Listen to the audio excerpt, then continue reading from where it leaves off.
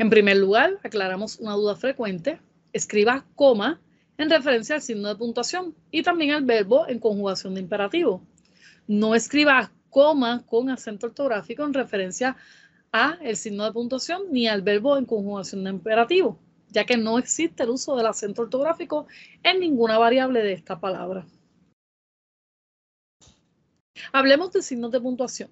Cada uno de los signos de puntuación tiene unas características muy concretas y se utilizan de una manera muy determinada. En algunos casos, el cambio de lugar o la inexistencia de alguno de estos signos implica que el mensaje cambie totalmente, deja de tener sentido o que la intención que nosotros queríamos darle desaparece por completo. Por eso es que es importante que además de conocer el idioma, conozcamos también todo lo relacionado a su ortografía y dentro de ella la utilización de estos signos de puntuación tan importantes para hacernos entender. Importancia de la coma. Basta una coma mal colocada y quien escribe podría no ser comprendido. Veamos los ejemplos. No la amo o no la amo. No lo encontrarás o no lo encontrarás. No tenga clemencia o no tenga clemencia. ¿Ves cómo cambia el sentido con tan solo colocar la coma? Entendamos entonces la coma. Vamos a ver su uso cuando nos sirve para separar palabras en una enumeración. Por ejemplo, fueron a recogerlo al aeropuerto sus padres, su hermano, su sobrino y su hijo menor. O mis materias preferidas en la escuela son español, historia y teatro. O los signos de puntuación estudiados son el guión, la coma y los paréntesis. También nos sirve la coma para separar oraciones muy breves, pero con sentido completo. Por ejemplo, llegué, vi y vencí. O vino, comió y se fue.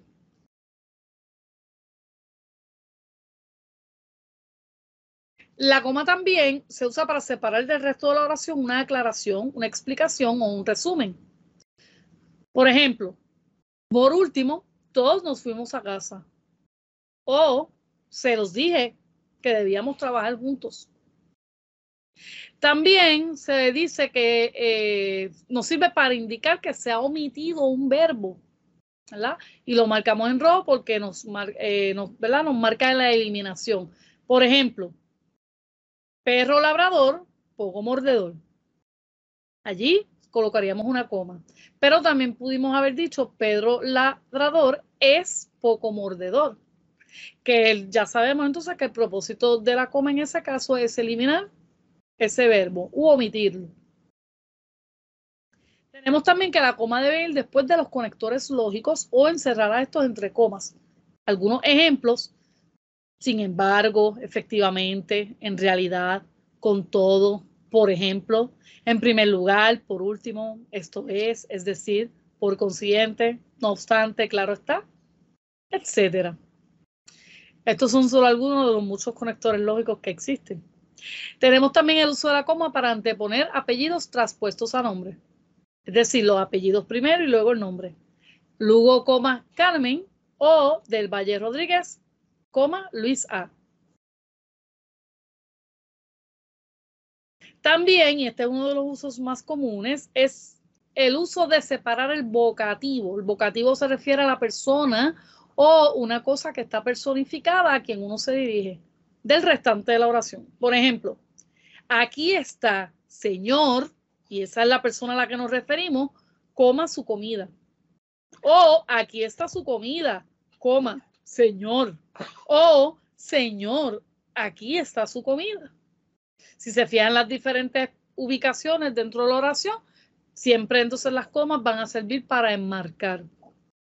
También tenemos que la coma se utiliza antes de la conjunción adversativa, pero.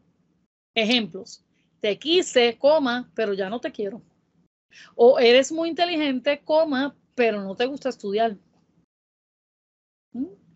Vamos entonces a ver un pequeño ejercicio. Vamos a colocar las comas donde sea necesario en el siguiente párrafo con el siguiente propósito, que sea castigar a este chico. Por ejemplo, el padre de Pedro chico travieso, envía el siguiente recado al maestro, que también se llama Pedro.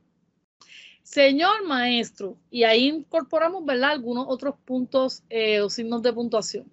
Pedro es un pícaro de 7 suelas. Usted, coma, le corregirá como merece. El señor policía, coma, le detendrá el día menos pensado y le pondrá a la sombra por sus pillerías. Con que si no se enmienda el chico, me lo dirá. Y le daré un buen escarmiento. Y allí también vimos una coma después de chico.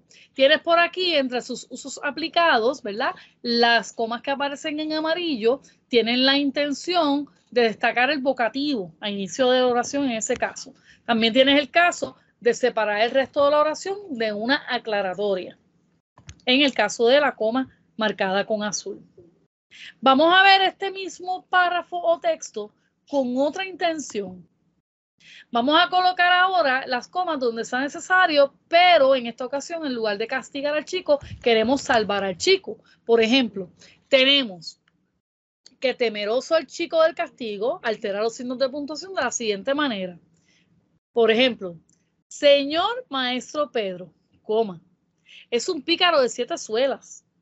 Usted, coma, le corregirá como merece. El señor policía, coma, le detendrá el día menos pensado y le pondrá a la sombra por sus pillerías. Con que si no se enmienda, coma, el chico me lo dirá, coma, y le daré un buen escarmiento. Volvemos nuevamente a evaluar el uso de las comas. En este caso, las amarillas son con intención de destacar el vocativo a inicio de oración. Y en esta ocasión, las comas azules tienen un rol bastante importante porque también mencionan el vocativo, pero en medio de la oración. Y eso es lo que precisamente, ¿verdad?, me altera el texto. En el primer caso, el chico era quien iba a recibir el castigo, y en el caso del último párrafo, aún siendo el mismo texto, en esta ocasión es el maestro, ¿verdad?, quien recibirá el castigo para salvar al chico. Espero que con este ejemplo hayas podido entender un poco mejor de lo que concierne, ¿verdad?, el uso de las comas como signo de puntuación. Por ahora nos despedimos, pero nos veremos en una próxima cápsula informativa.